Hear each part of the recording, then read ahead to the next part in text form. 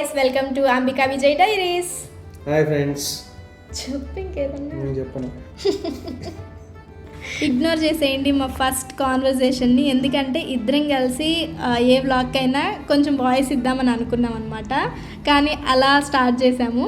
ఇంక సరే క్యూట్గా అనిపించి ఇంకా ఆ కాన్వర్జేషన్ అలా ఉంచేశాను. Welcome back to Ambika Vijay diaries, మా ఫస్ట్ వ్లాగ్ అనమాట కొత్త ఛానల్లో. ఆల్రెడీ నేను షార్ట్ వీడియో ఫస్ట్ది అప్లోడ్ చేశాను అనమాట. ఏంటి అని అంటే మేము యాదగిరి లక్ష్మీ నరసింహస్వామి టెంపుల్కి వెళ్ళొచ్చామని. ఇదైతే షార్ట్ అండ్ స్వీట్ వ్లాగ్, కొంచెం పెద్ద వీడియో.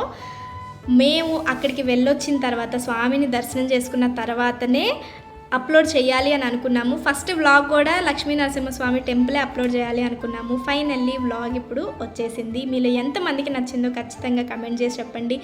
నాకైతే ఎంత బాగుందంటే స్వామి ప్లేస్ మొత్తం కూడా యాదగిరి గుట్ట, యాదాద్రి అంటున్నారు కదా, సో లక్ష్మీ నరసింహస్వామి గుడి చాలా అంటే చాలా బాగా నచ్చేసింది. చాలా పీస్ఫుల్గా అనిపించింది అనమాట.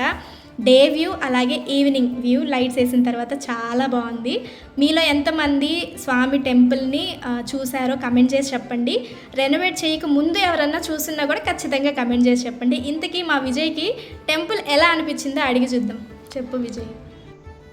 టెంపుల్ ఈవినింగ్ వ్యూ అయితే బెస్ట్.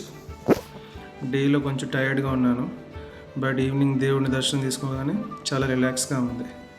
ఇంతకీ ఆర్కిటెక్చర్ ఎక్సలెంట్గా ఉంది కదా. లోపల టెంపుల్ లోపల అంటే మనకి ఫోన్ అలౌ చేయరు కదా, అక్కడ ఎలా అనిపించింది నీకు? గర్భగుడిలో అక్కడ చాలా రిలాక్స్గా ఉంది.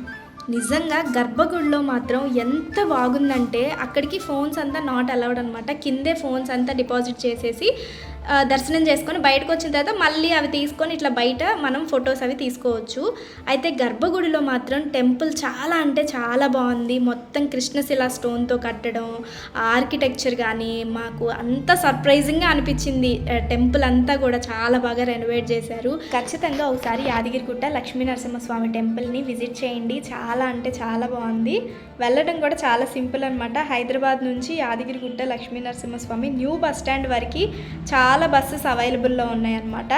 ఇంకా న్యూ బస్ స్టాండ్ దగ్గర నుంచి కొండ మీదకి వెళ్ళడానికి ఫ్రీ బస్సెస్ కూడా అవైలబుల్లో ఉంటాయి. కొండ మీదకి వెళ్ళడానికి కూడా ఒక 2 minutes పడుతుంది అంతే. ఇంకా మేమైతే మంచిగా దర్శనం చేసుకొని ఇంకా అదే ఫ్రీ బస్లో బస్ స్టాండ్కి వచ్చేసి బస్ స్టాండ్ నుంచి మెట్రోకి వచ్చేసాము. మెట్రోలో ఇంకా ఇంటికి వచ్చేసాము. అదనమాట మా ఫస్ట్ వ్లాగ్. నచ్చితే ఖచ్చితంగా సబ్స్క్రైబ్ చేసుకోండి. Thank you.